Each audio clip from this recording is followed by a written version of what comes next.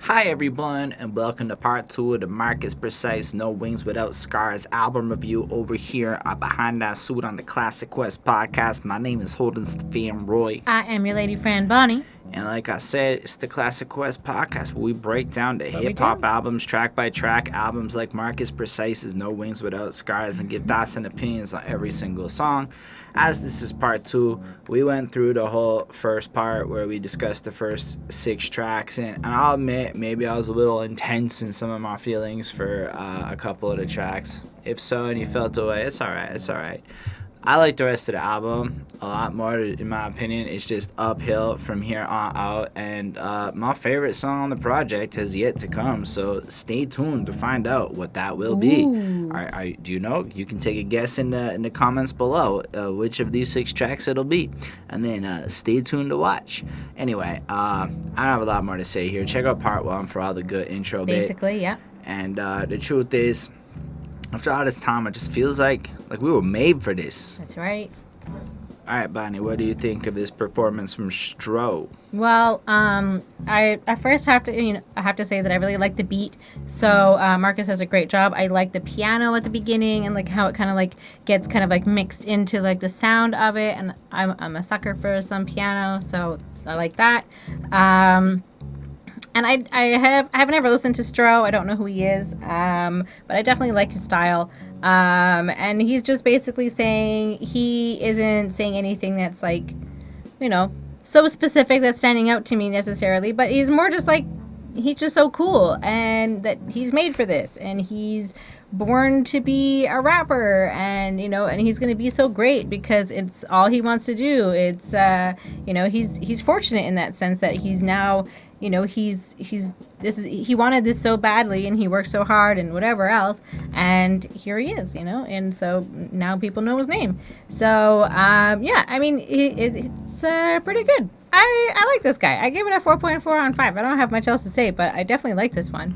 I appreciated this track too, and I realized that in a lot of ways what you described here is what the theme of everybody's version of this song is. And it's like a lighter kind of sound too. And so I guess what's cool about this project is you get such a mixed bag of people's struggles and their relationships with both success and their career. Like everyone's track is kind of looking at success and relationships with people in some way or another, and these kind of things like put together. And like the struggle. Because, it's like the album is called No Wings Without Scars. So it's like, you had to do something that got you here, like something that was worth something or something that hurt you or, something. And I like how the beat's really like rich and full in it. And I really do appreciate how Markis kind of creates almost like this big theatrical experience, almost in it, like not maybe theatrical, but like it's just full. Like it feels like you're going on a ride with the beat. And then Stro comes with the driest fucking monotone. But I like flat. it. And that's why it's cool. Like, it's not a bad thing. It's just the way Markis knew it's like, I got to step up this beat and make it this experience to match with. And Stro, I've heard him before. I didn't do the review, but technically we have a review on a Stro album from like 2017 or some shit. Like, so I've heard him before. I can't even tell you what he sounds like really, but I kind of was expecting that voice. Okay. And I like the vibe of how he flows. I like his rhythm. I like the way he hits the beat. It feels like I was made for this. Okay, I'll respect and empathize with that. I feel like it's a self-proclamation. Back in school, I should have got paid for this, and I'm like, should you have?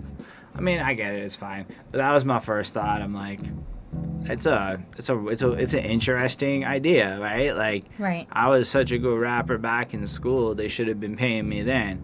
And I was wondering, I don't know. I guess it was just one of those I thought about it lyrics, and I was like, okay, it's fine. It's not anything. It's just a fine lyric. Right. If I had to, I'll lay for this bitch. I slay for this. I got a habit, can't shake this shit. I really like that one because I really do feel that once you get into creative habits, in terms of how you live your life, the constant grind of production, when you have like it in a cyclical way, it really feels like a drug addiction. Like when you don't produce something in the weekend or you miss it for a week, you almost feel like you're jonesing for it, the whole experience. Even if like you're exhausted and you don't want to do it, right, you crave it like you're a fucking drug addict when it comes to it. So I really love that idea to it. So I thought that was cool. Repeats the chorus. It's got a bop to it, and the way he like spits it is fine.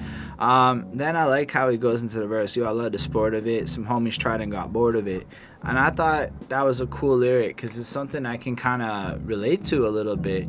I mean, I am by no means a famous rapper with any success. For me, it's all scars and there's still no wings. But like, I have been at it since 2012 in my city. So it is at a point where I watched a lot of people who tried it or dabbled in it, and maybe they don't have the same level and willingness to like push it. So when I hear him follow that up with, but me, I want to be a master. Hip hop babies, I'm one that grew faster. I'm like, yo, I can relate to that shit. I put this thing like it's drugs. Like, I've got to understand it. Like, that's half the reason this channel exists, is just so I can rap better. And I really do pursue it. And these days, doors are unlocking in my local scene for me in ways that have never happened before because, you know, I never got bored with it. I'm addicted to it. I don't want to stop it ever. But even if we look at the people who have done reviews with us on the channel, a lot of people, let's say 4 or 5 people have come through and are no longer a part of the channel because they got bored of it, because it wasn't a passion to them. There wasn't something that was interesting to them. So I thought that was really like cool, just the way he presented that idea. And I thought that it was just something you don't hear a lot of. You hear it sometimes, but not a lot of, in my opinion. Hip-hop babies on the raised in the streets by the streets, true bastard. I thought that was cool because, you know, when you're raised by the streets, it's without your parents, you're a bastard. Yep. I look at the game and study who lasted, and I'm like, that's smart. That's what we're doing. We're looking at the game and studying who lasted and who didn't. That's right. The truth is I don't even just do that in hip-hop. I do that in business. You can ask her. I watch all sorts of fucking videos, and I read a lot of stuff related to longevity. I'm really fascinated by longevity. Like, it's super interesting. It's not that interesting to me to see somebody go viral with like 2 or 3 songs. Like, that's formulaic. In theory, with the right resources and the right strategy, anybody can achieve a one-hit wonder or a bit of virality. Right. Because it is. Listen, if I got all half naked, covered myself in paint, and started shaking shit, I promise you, I get a viral hit. Would it be what I want out of it? No. Could it be viral? Yeah.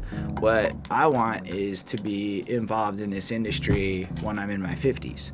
Right. So how do I build that life? You know, so I like the fact it's more like the legacy of it too.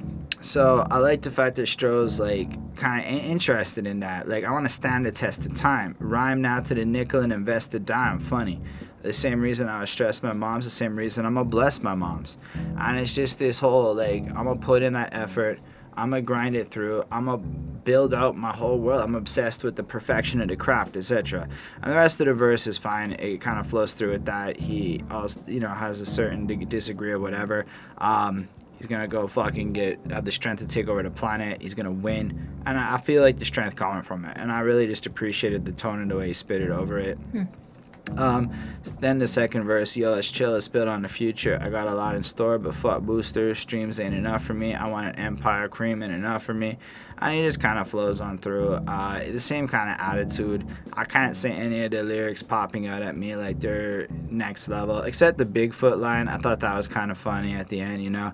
I reflect rap in the flesh at Bigfoot, follow my steps. That was kind of funny. Yeah. Because, you know, nice he's like fucking whatever. Yep. But otherwise, I love the attitude that he puts forth, where he's stacking this capitalistic business shit, where it's like, not only is he looking at the situation from the artistic craft that we're seeing in verse 1, where the artist's life is reflected in his competitive nature to be the best, but then on the second half of it, we get the other side of that coin, the business empire that's required to sustain the dream. Right.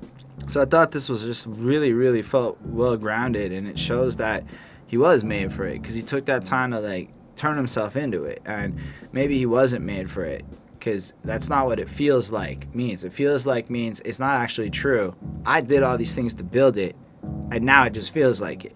So right off the jump, there's a humility in that I really fucking love. That is humility. I know I criticized humility on the last part. That's what humility looks like. It's not saying the absolute. It's recognizing the accuracy of the language that you use and to reflect truth within your bars. that's realistic truth. Because like, yo, there's hyperbolic truth, and then there's realistic truth. Nothing in this track to me feels hyperbolic. Everything about it just fucking spits like lustful ambition.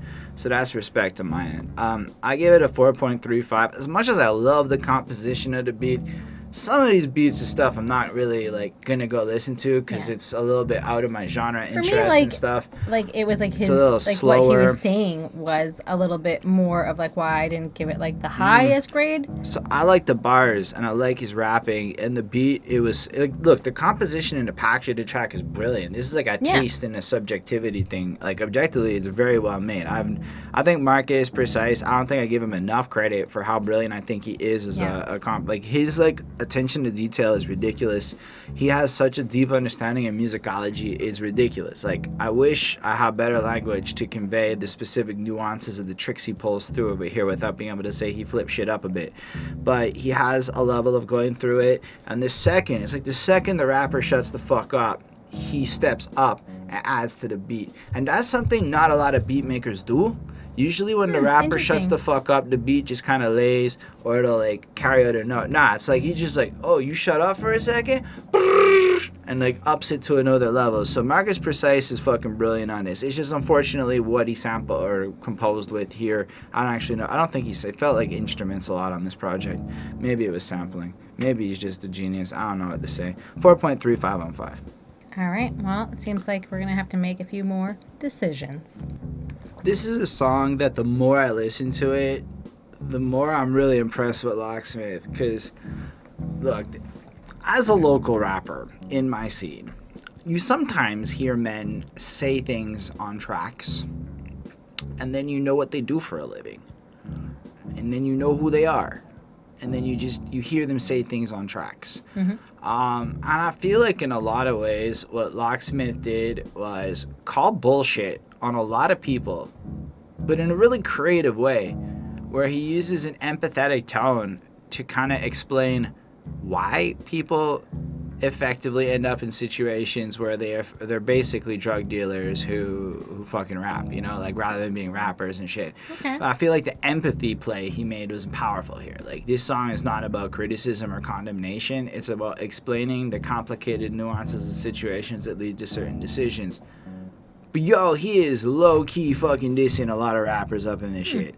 But the fact that, like, this is what I feel like J. Cole's 1985 wanted to be, except J. Cole was being preachy, and Locksmith, like, the first few times I heard it, I didn't think it was so remarkable, but every time I listened to it after, I thought more and more about what Locksmith was saying in relation to just the life I've seen and the people I know. Right.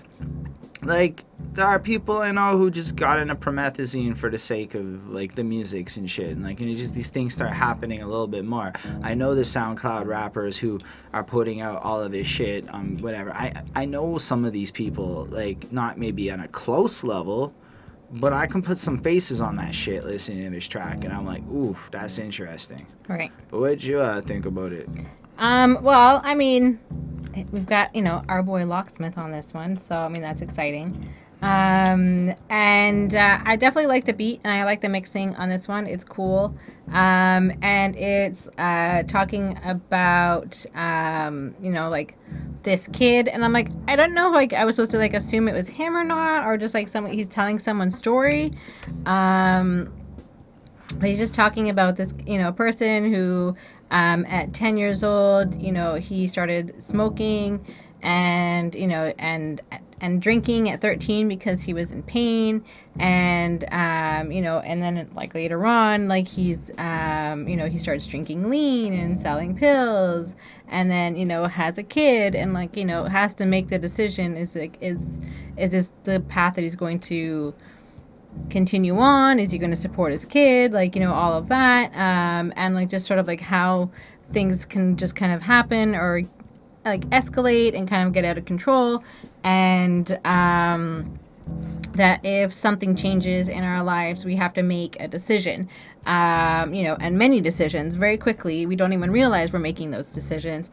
as to how we're going to handle a certain situation. Are we going to, how we're going to move forward from a certain situation, when that's going to happen, how quickly, you're going to get over things, or, are you going to hold on to this? Are you going to hold grudges? It's, like, you never know, like, how a person's going to take things.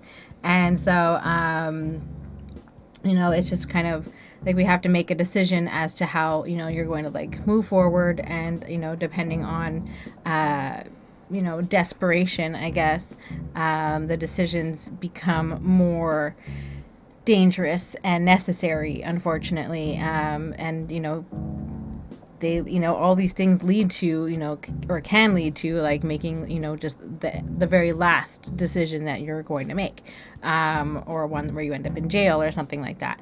So, I don't know. I thought it was really cool. I liked, like, he's talking, like, very directly about, like, what's going on. And, he's just saying, like, the content, drug, money, and bitches, the flow never switches, the beat never falters. He's got a passion like the preacher at the altar, stealing from his mother. She barely pays the rent, and the church want to take 10%. So, it's just like that kind of thing. It's like, if you're being taken advantage of by the church, and, do you continue, supporting the church even though they're taking advantage of you? And, like, the fact that he's taking advantage of his mother, or, it's just like this, crazy thing where everybody's just trying to get something for themselves, and, like, I guess that's it. So, I don't know. I may be biased, but I like this one. And, talking about real truths and choices that, people make every day. And so I give it a 4.5 on 5. I thought it was cool. And I think the more that I listen to it, the more that I like it too. It definitely has a bit of an old school feel to the beat, which I think, again, just shows Mr. Precise's versatility, because he's very able precise. he's able to go from what I'm calling pop songs 2 tracks ago to, like, some underground hip hop sounding boom bappy shit right over here. So I thought that was real cool.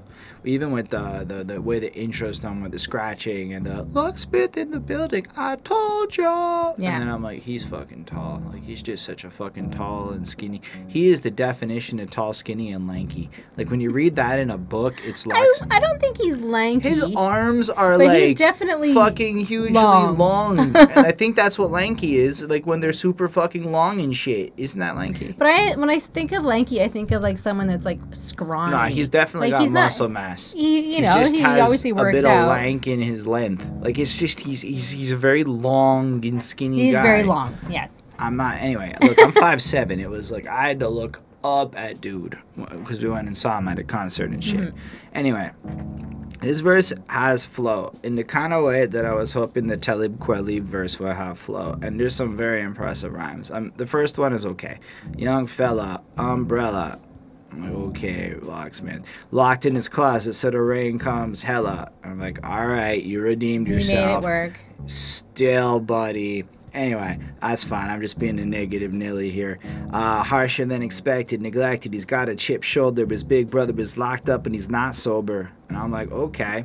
So basically in this, we get a little kid guy, young dude, who's basically unprepared for the harshness of life and using the metaphor, the umbrella and the rain to kind of reflect the hardships, such as a brother who's locked up to the point where he's not sober, smoking at age 10. And then, the way that Locksmith does this, it is one of the best, like, making shit rhyme that shouldn't rhyme shit that I heard in a minute.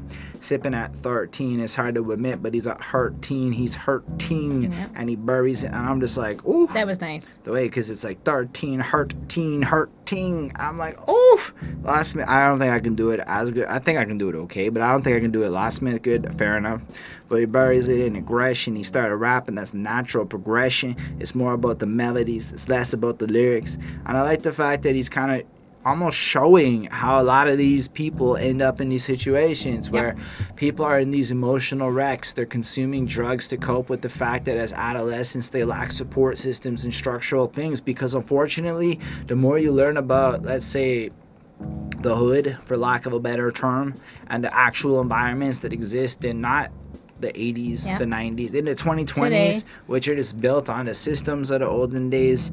You're like, damn, man. And this is some shit that's super hard to relate to up in Montreal, where like it doesn't exist. I'm sorry, it doesn't. We have good social services up here by comparison. It doesn't exist like that. Yeah, shit. but there is a housing crisis, and there are more homeless people. Yes, and, there are it's going problems, and we could end up there.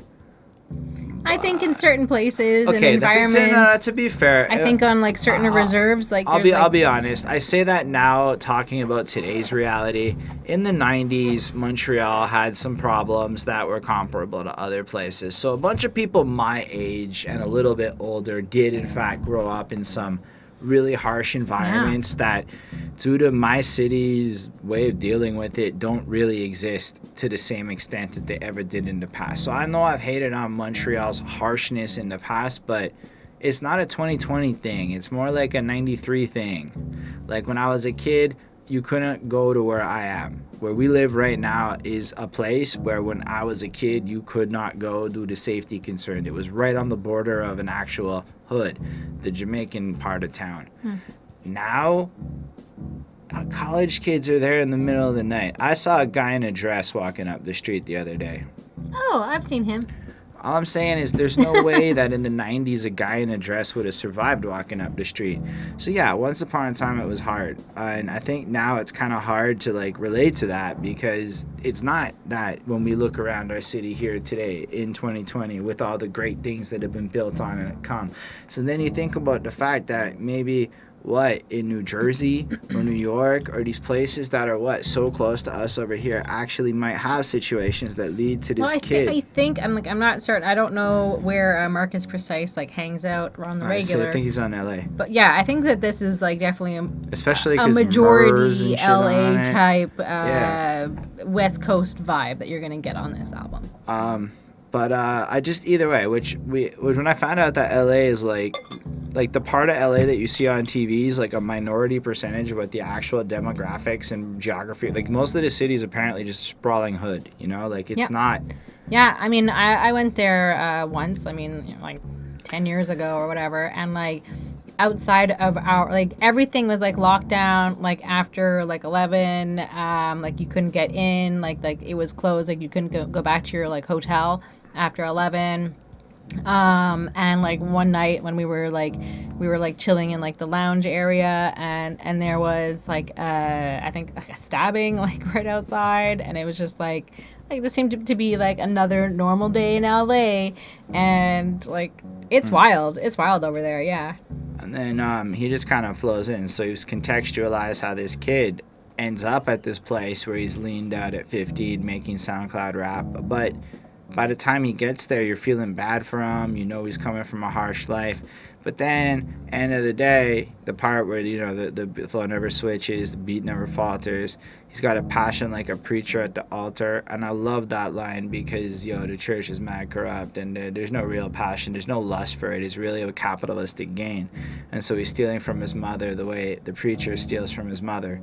And I think he's questioning, should we be paying tithes, which is you're supposed to pay 10% of your income to the church, which is fucked. I never do that shit. To be fair, that same fucking chapter of the Bible, the same chapter. I don't think if you're not has a going whole to a thing church or whatever. About a lady who doesn't in the book of Acts, there's a whole fucking story that never gets told where somebody doesn't want to pay and they lie and they die. And then they're just like, listen, you don't want to pay, don't pay. It's not like a mandatory thing.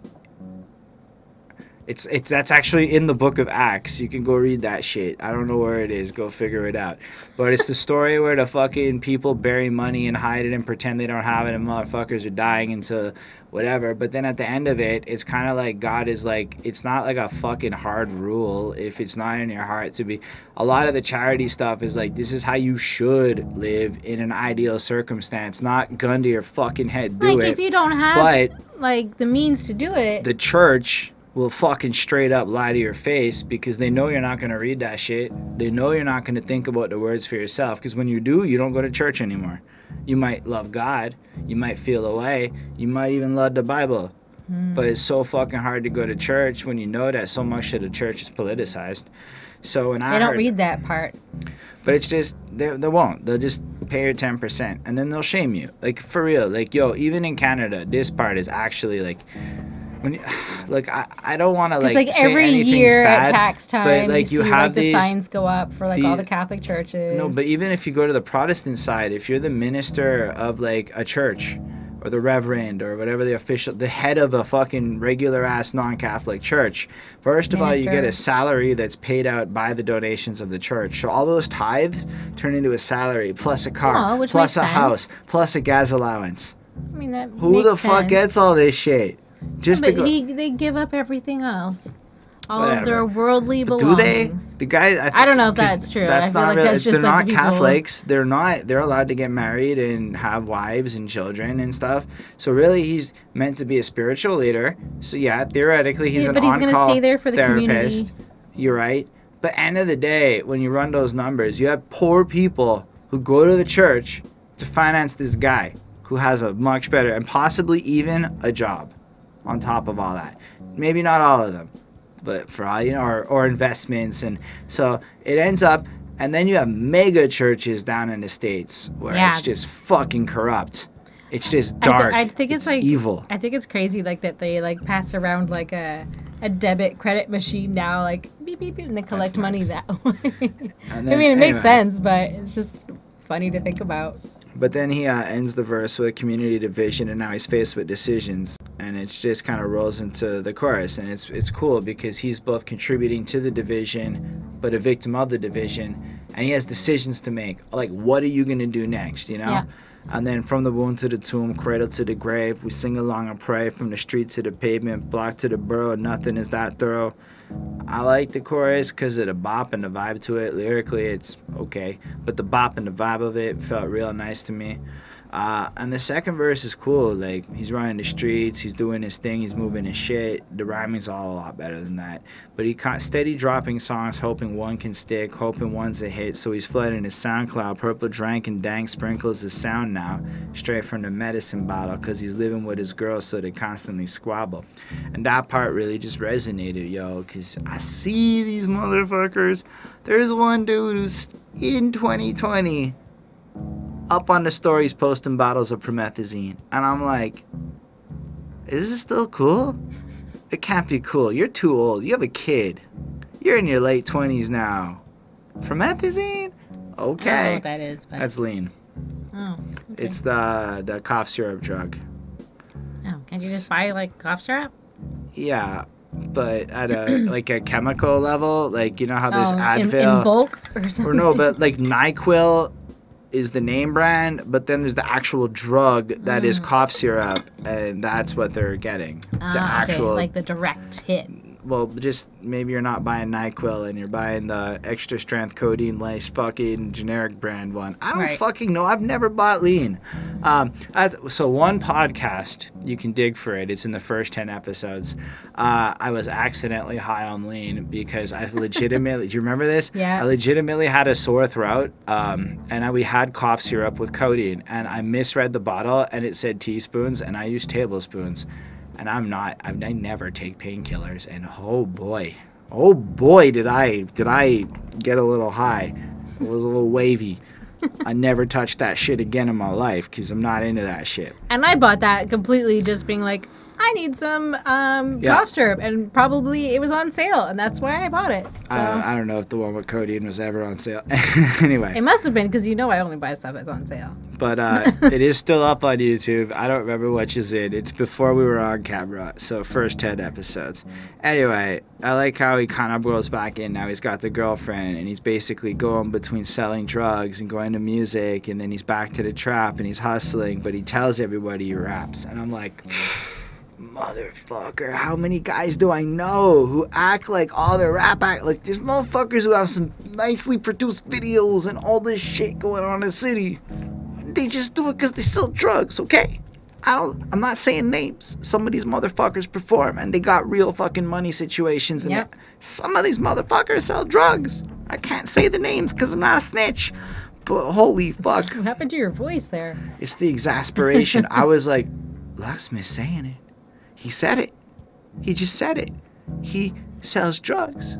but tells people he raps. I know people who are like that. You hear them go on and go on, and you're like, wait a second, you move ounces of weed. No wonder you can put $2,000 up on your music. Oh, if only I didn't. If I went and hustled like that, maybe I could have higher production value too.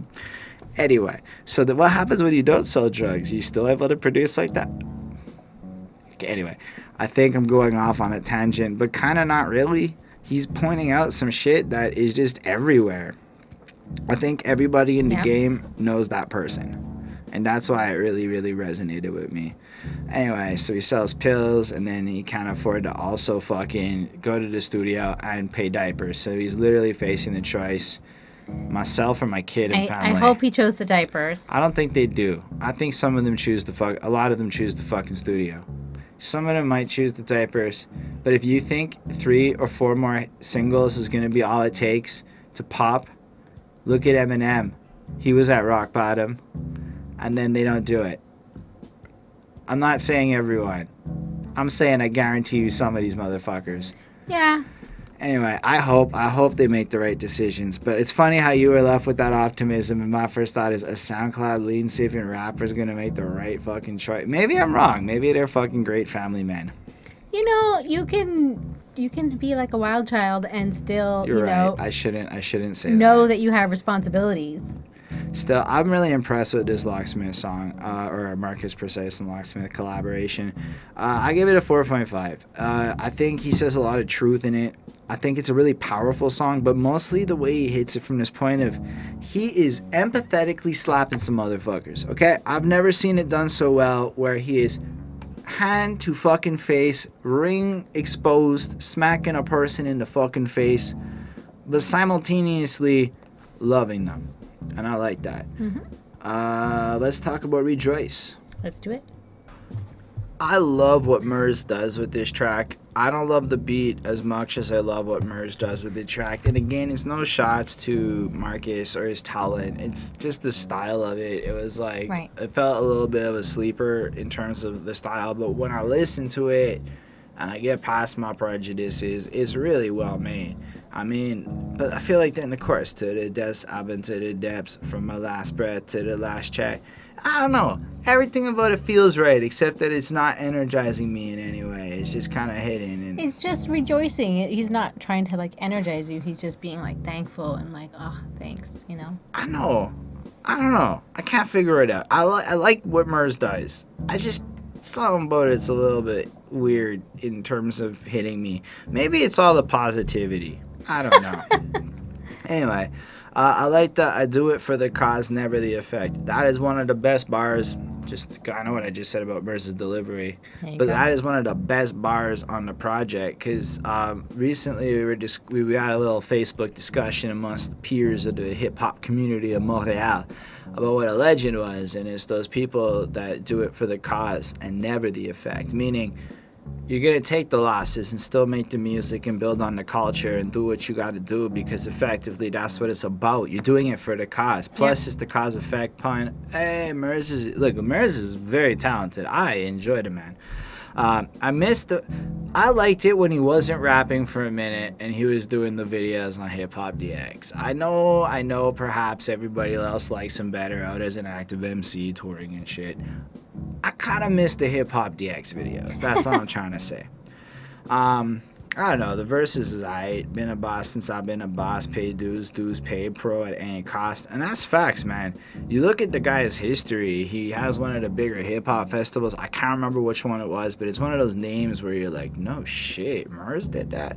Anyway, and he ran it for a long time. That's literally being a boss. He's a huge part of the culture. He's done so many things to put people on. He's put in so much fucking work. Tossing in the towel, never thought of that. That's fair. He's still at it. He dropped a project this year or last year, I think. I think Chris did the last one. Paid Dues is the name of the hip hop festival. Maybe, I don't know. That's what it was called. There you go. Paid Dues Festival. Is that it? That's what is it's that called. Murs' festival? That's what it's called. Fair enough. In this moment, whatever. It's in LA. That's it then. That makes that bar fucking even better, doesn't it? I think it does, because it's the name of his festival simultaneously. Whatever. Either way, had to watch all my dream style that I brought him back, and he did have some problems at some point in his career, and he resurrected that shit. He did do that. Too connected to be disrespected, and that's true. Who the fuck this is Murs? He's just one of those guys everybody says good things about. My enemy is so insecure that they're ineffective, collecting checks after the show's done, never flashing pistols, still consider me a shogun. Woo!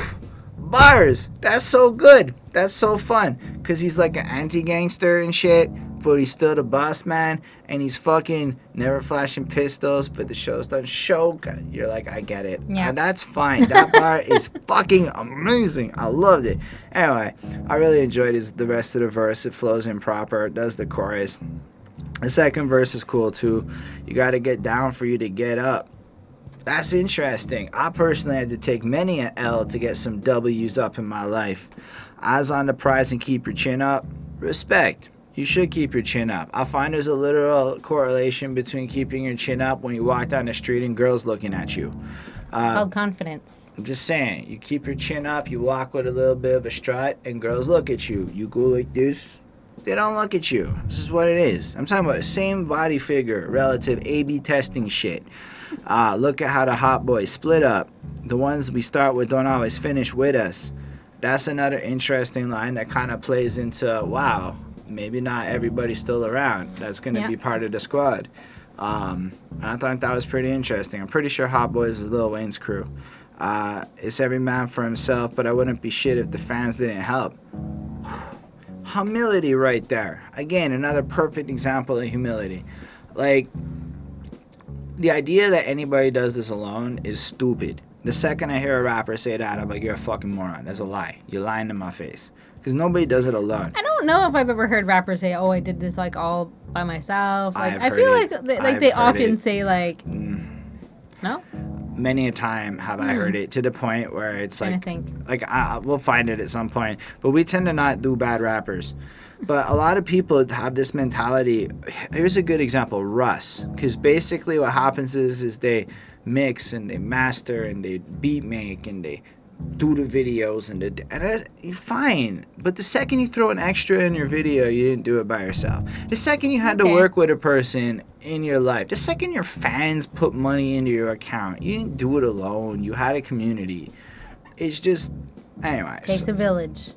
But I love the fact that Murs gives that. Another one I really liked, humble, level-headed, and I'm down to earth. Fair enough. I watched him on YouTube for a minute. He felt that way. Never dealing with devils. I'm like, good double entendre. That's going to be the honkies. And it's going to be the people trying to bring you down with the sinfulness and whatnot. Yep. But not doing business with white people because he knows what he's worth. And I'm like, fire bars. I get what you're saying there. Ashes to ashes and dirt to dirt because of the religious connotation, making it proper, down to die for the crap because I put in this work. I don't know. It goes on from there. It's pretty proper.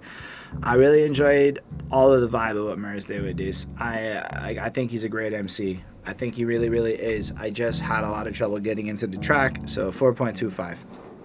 All right. Well, I mean, I thought it was nice. You know, he's basically just saying that, you know, he's never going to stop. And even if he has no money, it's really just like his voice that matters, and just doing it is what's most important to him. And he mentions people who are in jail. And, you know, he's sort of, you know, saying, like, if it wasn't for all the people that came before him, he wouldn't be where he is today, which is, you know, a nice message, like you were saying. And he has had help in that sense from, like, his fans. Like, they've helped, you know, build him up and, you know, gave him the money to maybe do his next thing and, you know, his next project or whatever. And he works really hard because it's a give and take. And, you know, like, essentially, like, his fans are his boss, are the people that he's, you know, catering to, and, you know, he's making their music for, because, you know, in the end, they're the ones that pay him. So he, you know, he's there to make this, but at the same time, he's making what he feels in his, like, heart and what he wants to make. You know, he's writing albums, and he's, you know, has changed his life. You know, everyone has been something new and exciting and a new experience, and has led him to, like, you know, the next chapter of what he's doing. And so he is saying that he wants the respect that he has earned because he has definitely put in his time, and I don't know, I think it's really cool. I think I just honestly I really like this one. You know, respect is just kind of more important than money is what he's saying, and that's what he really wants. And you know, as much as nice as it is to have that money and that support, he would rather be poor and respected than, you know, rich and not respected. So it's pretty good, and I really liked it. I found it was smooth. I liked his style and, you know, what he's saying, and I gave it a 4.5 on 5. Fair enough. I guess you could say it gives us all some hope. I really like this song. I've like never heard of Jon Keith before, so this was like my first exposure to him. But I felt he like brought it. He brought his A game, in my opinion, and it sounded real good. Yeah. But what did you think of this track? I found like right away, like it has like a bit more of like a modern, younger vibe to it. It right away, like I was like, this is a younger rapper, and I looked him up, and he's 21. So I was like, all right, he's a young fellow, and you know, he definitely gives off that like right away. And I think that that's kind of cool that like the beat kind of matched like his vibe and like what he does. It's a little bit trappy, but at the same time, like it has like that kind of like still like great flow and everything else. And basically, he's just saying that he doesn't focus on the negativity, but instead trusts in God and puts his hope and faith in him, capital H. And while, you know, like some of the verses or lyrics that I liked were, while she entertaining second thoughts and her doubts, yeah, and $100 verses never cover my bills, and 4-minute songs can't contain my skills, and an Instagram post won't display what's real. You got to spend time with me just to know what's the deal. Yeah. So I think that he is kind of like, you know, he thinks he's great. He's, you know, he's a young guy. He's a little cocky. He's a little bit showboaty. And he's kind of saying, you know, like this song is not going to like, you know, contain my skills and do all of that. Just like think about how anti-cocky and showboaty that is, right? But at the same time, it works because this song, you know, hopefully because it's a sample, basically not a sample, but it's like a sample of his flavor of what he does. And you know, if you like that, he's going to lure you in, and then you're going to become his fan. And I think that that's kind of like what they're all, you know, not what that's what their focus is. Like they're not all trying to like, you know, be like, I'm the best. Look at me, look at me, look at me.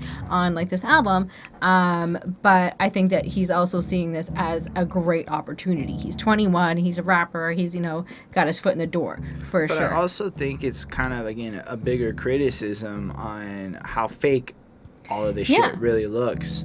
So it isn't, it's like, limited to what, you know, like it's not really showing the whole picture. But it's like, as much as he can do whatever on a track, at the end of the day, you only make this much money on it, and these songs are snapshots of moments of a life, right? Yeah, exactly like what he's saying, like an Instagram post. Like it's going to kind of show like kind of like a posed fake moment of your life. And so in some senses, that's kind of what the music can be. By him acknowledging this the way he does, it's kind of like pointing out, like poking holes in the veneer of what everyone else is doing.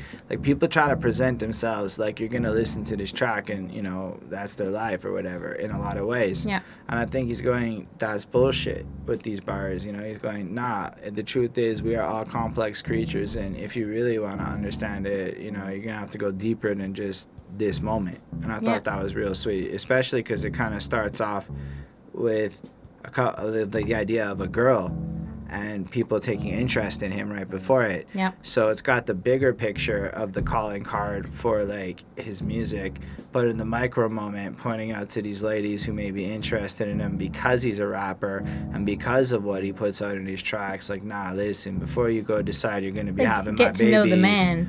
And I thought it's brilliant. It's really like, it's really mature. Yeah, yeah, I think it's really cool. You know, and you know, he can show himself being one way and then, you know, act completely different in another way, and, you know, go to church and pray and all of that, but like still look like, you know, flossy or whatever on Instagram. Like, I don't know what he's doing on Instagram. I didn't look him up, but you know, it's just kind of like that feeling. And you know, he's also saying like they can't be lost or like feel helpless because you know, like they or him have hope that God will bless them and will lead them to a better place and down a better path and to success. And, you know, it's just kind of having that faith. And this is like sort of like that perfect sort of like religious song for this album, like especially like kind of like as we're like getting closer to like the end, like it kind of makes sense, like in terms of like the overarching like story and theme that we're kind of getting, and kind of like what we've gone through and like where we're at now on the album.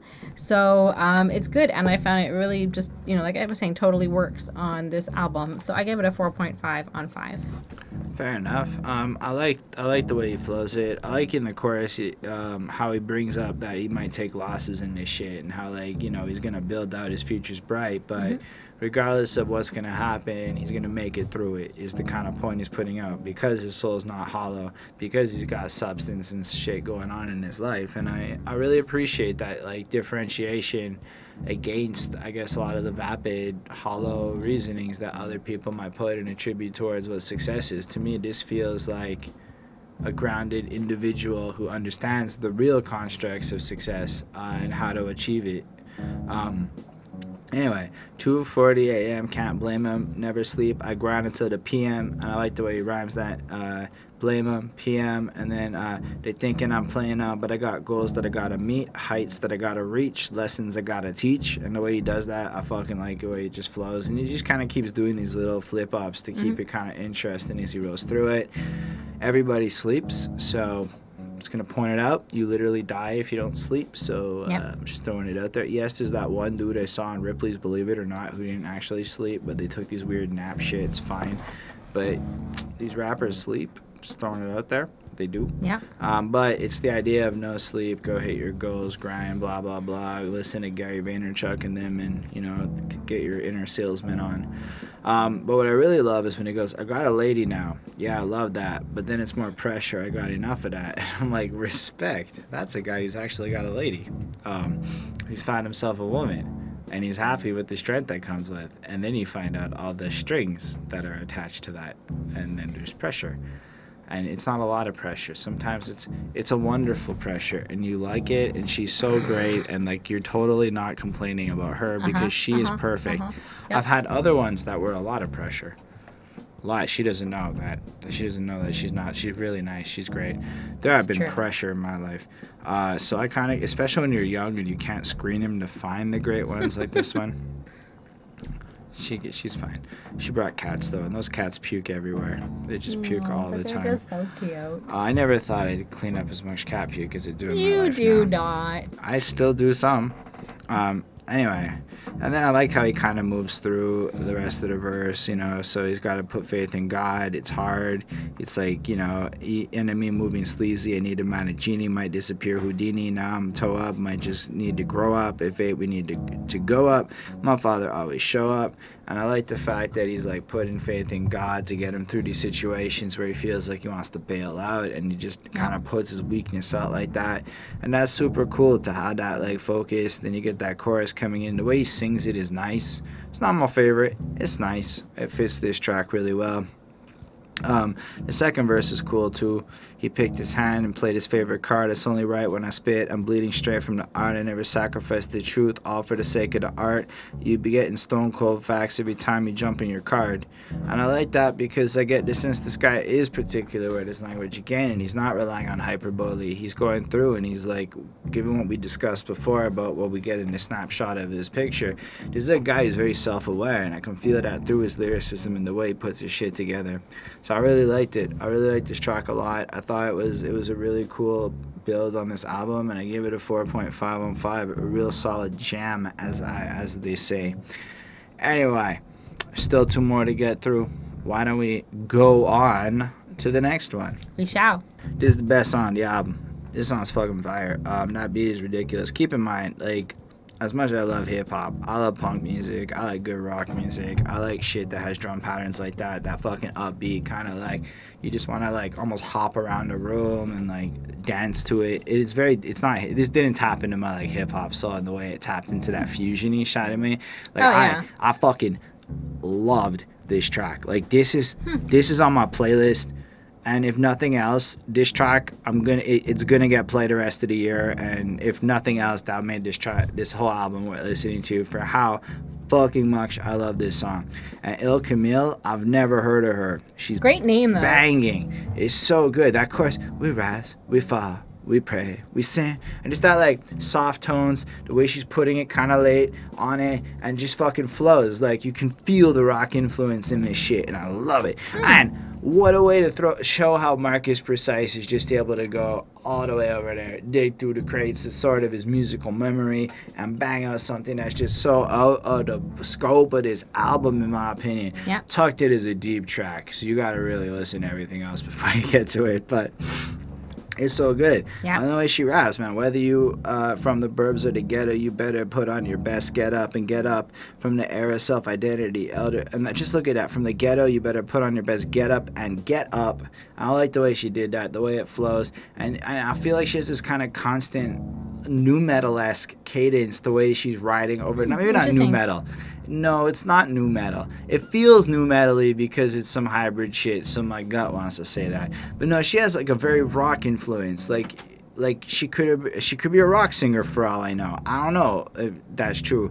Either way, elders were our national treasures, and tell them folks you love them while they're alive. And well, it's better than when you bury them. The real MCs of being self, that will never die. So be true to yourself. Appreciate the people around you. It's not the most male energy, but that's okay because she's banging it. And I feel like she's coming through with this authoritarian, be a better fucking human and here's how. And I love that. Yep.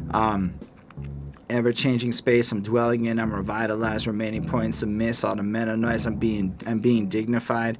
That way I gotta ride it out, I'm bending it, I'm living and I'm here. And it's just like, I'm evolving, I'm achieving greater shit in my world and I want that.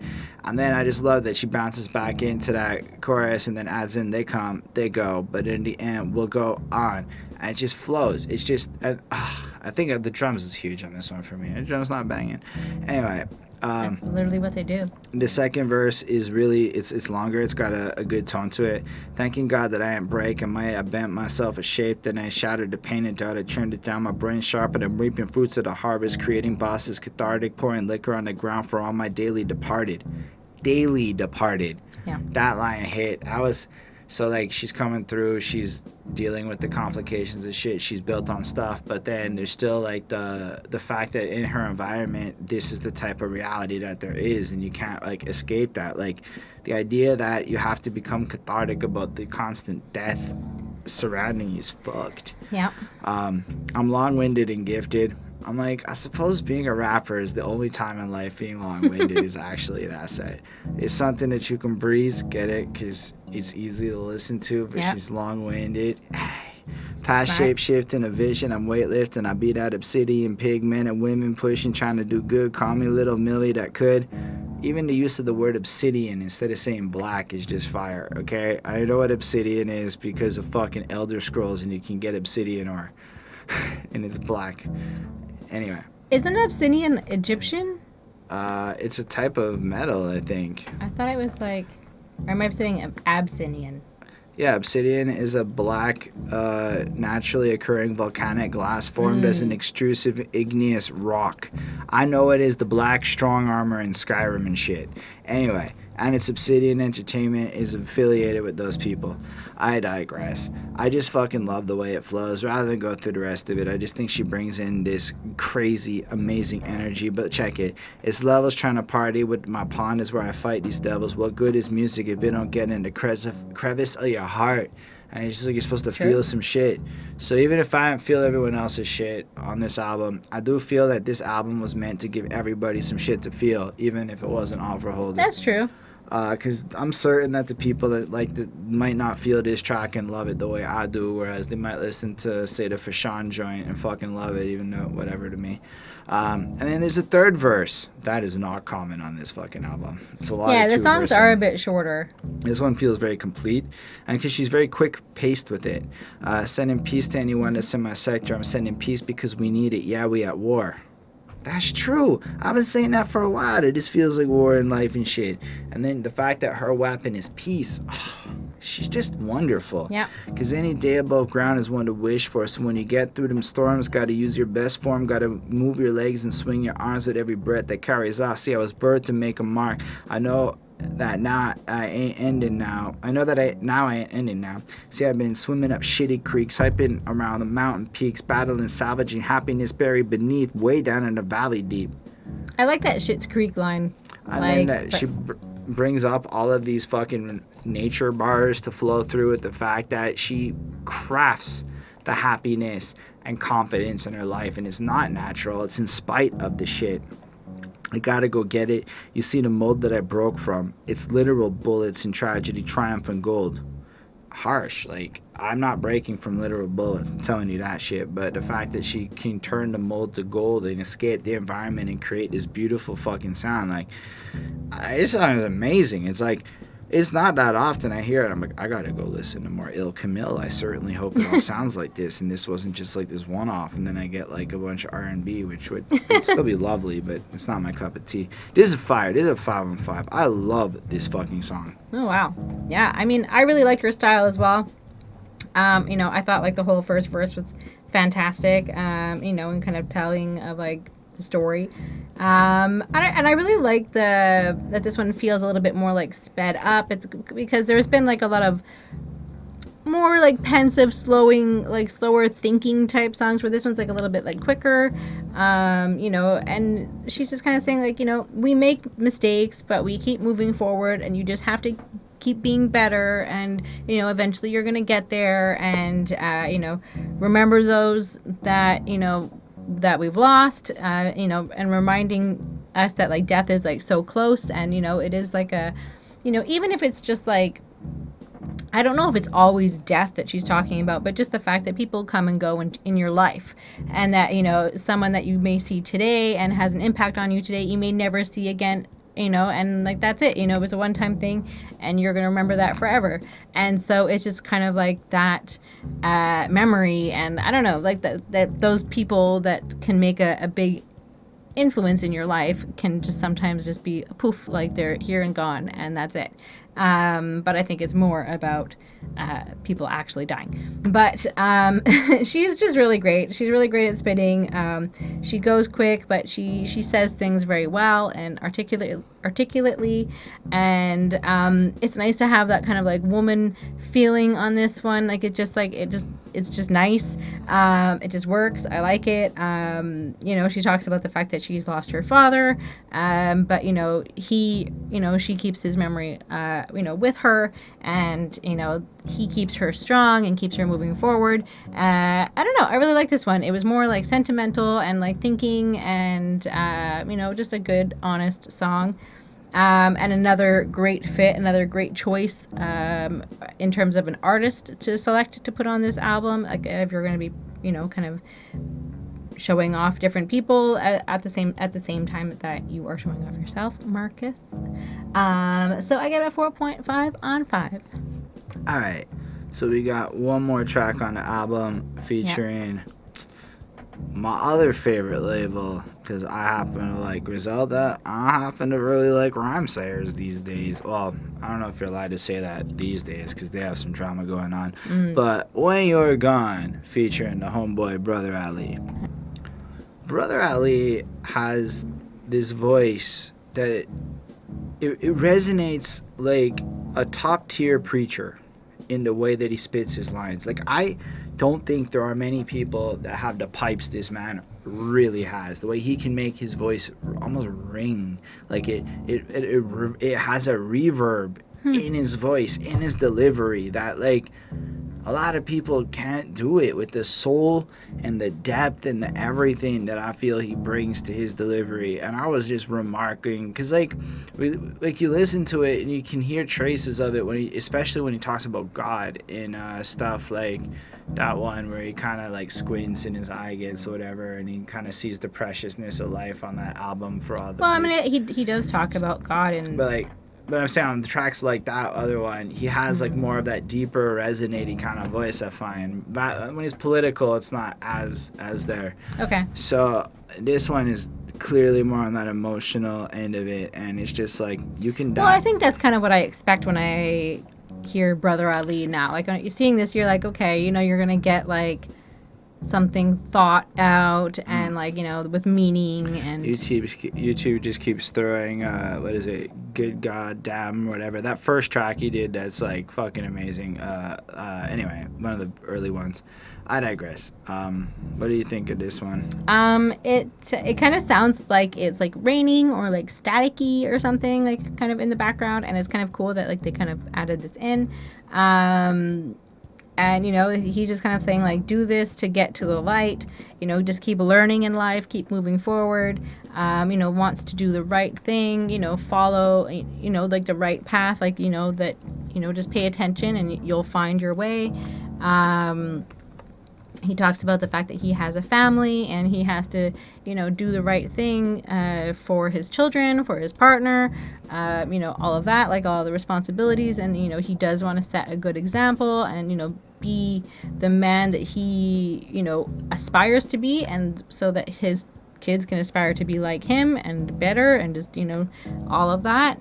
And you know, and they are the ones that like help him like open up and explore himself, his, you know, his whole family and all of that. And I think that that's kind of important and something I don't really think you hear too much about, honestly. And, you know, kind of like the importance of like the family and like how that like has contributed to who you are and your art, in terms of like your partner and your kids, like not necessarily like your parents or whatever. And, you know, he just does what he can to be moral and to do right by God. And, I mean, like, he doesn't necessarily say anything about God, but it's definitely, like, a hidden, like he alludes like, to it pretty fucking strongly. like, it's in there. But, like, I don't think he specifically says it. So it's interesting that, you know, like, I wonder if this is considered, like, a Christian album. Like, it's just kind of, like, I don't know. I don't think Conway the Machine ends up on a Christian like, it's album. just interesting when you think about it, that it definitely has, like, you know, a variety of techniques and people. And is he Muslim? Brother Ali? He might be, yeah. I don't think so. he's Christian. But you know what I mean? Like, I don't know. That's it. So, I mean, it's definitely like a typical, I guess, Brother Ali type of a song. Not necessarily like in terms of like what he's talking about, just in terms of like how it feels. And again, it totally works on this album, like especially towards the end, you know, the same sort of feeling. Like this is kind of more about staying the course, following the right path, following Jesus and God, or, you know, whoever is guiding you, whichever God you choose to believe in. And, you know, just to keep, you know, have the faith that you're going to get there if you work hard. And, you know, there are going to be trip ups along the way, but you will get there. And that's just kind of what it is. So I gave it a 4.4 on 5.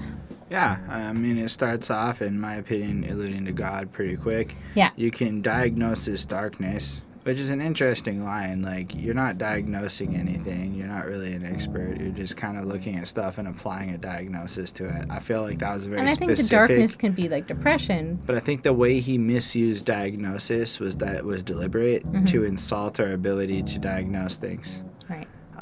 And in the middle of night, that's all right, but the one that brings life can prescribe and distribute light, right? So you can be in the dark, God will come hook you up and it'll be good. For the love of love, for the light of life. He does that for a minute, and you can hear it in his voice, the pure sincerity and like adoration he has for God and shit. It's pretty powerful.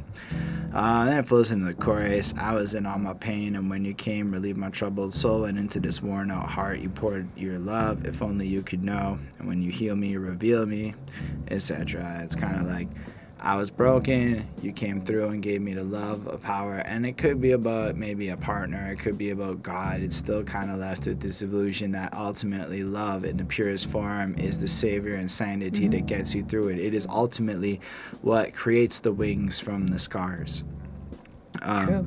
And then in a verse, I like it. Okay, I'm here for the healing. I'm here for the wholeness. I'm here for the feeling that the pit of my soul gets when me and my loved one in the midst of the closeness, the barriers don't exist. I'm here for the gnosis.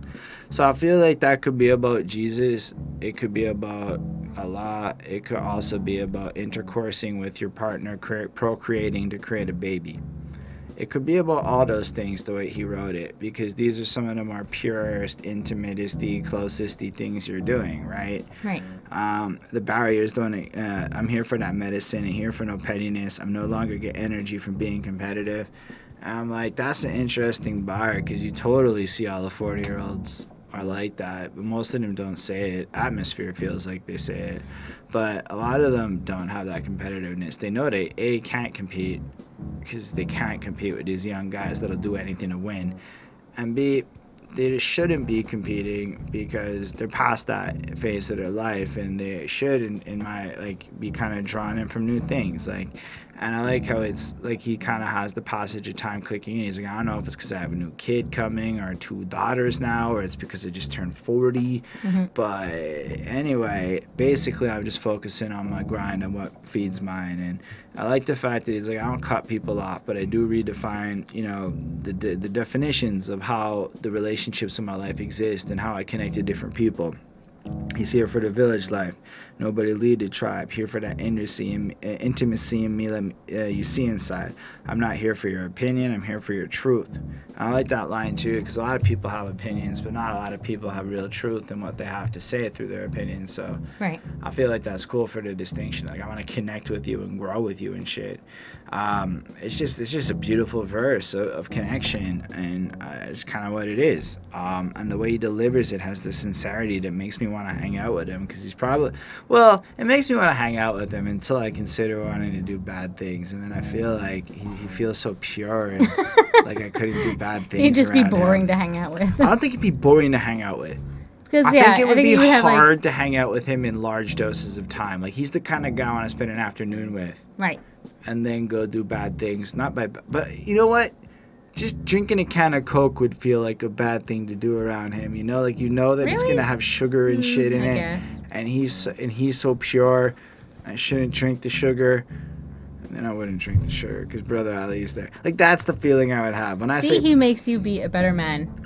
Anyway, there you go. The second verse: enter the world of meaning, the sacred, the reason, the state of your being, the place of convening. They say seeings, believings that could be deceiving, depending on which instrument does the receiving. So I love that one too, because it points out the fallible nature of perception and how you may need to see to believe, but if you don't have the ability to process the information to get to actual truth, and you're effectively just caught up in a landslide of bullshit, then the instruments you're using to perceive this knowledge is void, therefore pointless. So just the way he pops that in is beautiful to me. The eye sees the form, the function, the allure, the seduction. Only the healthy heart knows the substance. So your eyes can perceive the packaging of a situation, but it does take, I would argue, a head too and a heart together, applying the logic and the passion and emotion to based on your history to make informed decisions, etc. Anyway, I like how he goes through with that. I like how he goes, we know the art of truly living is learning how to die, which is an interesting point. Effectively, you learn how to die with grace, healthily, and not in the worst fucking circumstances from torturing yourself and whatnot. It's a great song. And then it just kind of has, like, it flows out the outro with the for the love of love and stuff. But then there's, like, a good minute of just the instrumental playing and flexing, and I think it's one of the best parts of the song. No disrespect to Brother Ali, but Markis Precise is so good that last minute is just truly fucking delightful to listen to. It is something, it's great. I don't know what else to say. I gave it a 4.5 on 5. I thought it was a really well-made song. Maybe, okay, I would listen to it on the album. I would go listen to other Brother Ali songs personally, but I do think that it's extremely well made, and it closes this project perfectly, but communicates the message that at the end of the day, love is the answer. So you have some of that harsher shit at the beginning of the project to flow into this. The structure of it all is really well done. So I guess on that note, I gave Markis Precise's No Wings Without Scars a 4.4 on 5. I don't know if I call this a classic. I think it's got some really banging songs on it. I think it's extremely well made. I think it's a great album for what it is. If you're a fan of Markis Precise's production, you're in for a fucking treat. But I think the nature of the album makes it hard for me to go, every song is great. And I think for most people, it's going to have that kind of effect too, just because it's so different track to track to track because of the people and their contributions. But that's also to the charm of the album, right? Because it's like 11 or 12 people, well, let's say 11 different takes on the subject of growth and how to deal with the hard things and how to heal and recover and get to the point where there's wings and stuff. And every track delivers. It's on point in that regard. And I don't know. I think it's an extremely impressive album. Like, it's how you curate. It makes DJ Khaled look really bad, in my opinion. I definitely agree. I was thinking that exactly that, like, that he really just curated this album perfectly. He put who he wanted to at the beginning. He told them, okay, this is what, kind of story I'm looking for your part, and kind of just maybe let them do their own thing, and, or clearly let them do their own thing, and just with like a bit of guidance, and, it was very meticulously created. So it's well done in that sense. I also gave the album a 4.4 on 5. So it's an 88%.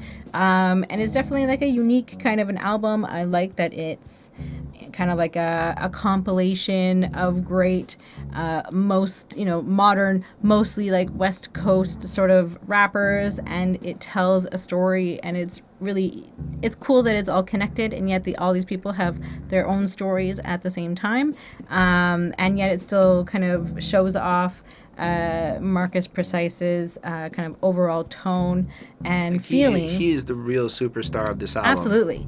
And everybody just fits so well into the story that he wants to tell. So he's like an author who's like, okay, you're going to write this chapter, but this is the overall theme. And so it's just really cool that it kind of works like that, and it's a very cool way to experience and listen to a bunch of different rappers, and kind of like I was saying earlier, like hopefully make you interested in one or more of them, and to go out and look them up, and become a fan of someone new, and I think that's cool. I think it's a really cool project. I keep saying cool is cool. And I don't get to listen to like too many, like, or not that I don't get to listen to it, I can if I choose to, but I just don't listen to that many like new albums, and so like this is a pretty new-ish album, so it was nice to listen to something a little bit more contemporary. Fair enough. So thank y'all for being here with us. Definitely let us know in the comments what you thought. We'll make sure to answer you. Subscribe to the channel for more content. Like the video if you did. Special thanks to the patrons: Ismail Gadamsi, Chris Prado, Jonathan Barnes, DJ Black Hurricane, Linda Williams, and I think that's it now, because that's right, we went down a couple names. But thank y'all. Y'all are amazing. Those 5 have been with us for a fucking long ass time. Respect. Real respect. Anyway, they used their powers to request the reviews, such as Ismail requesting this Markis Precise album. So if you support this, you can check us out down there. I make music myself. You can check that out on this channel. Links in the description, all that good stuff. And looking forward to coming back with more reviews in the future. Let us know what you care about, and live long and prosper, everyone.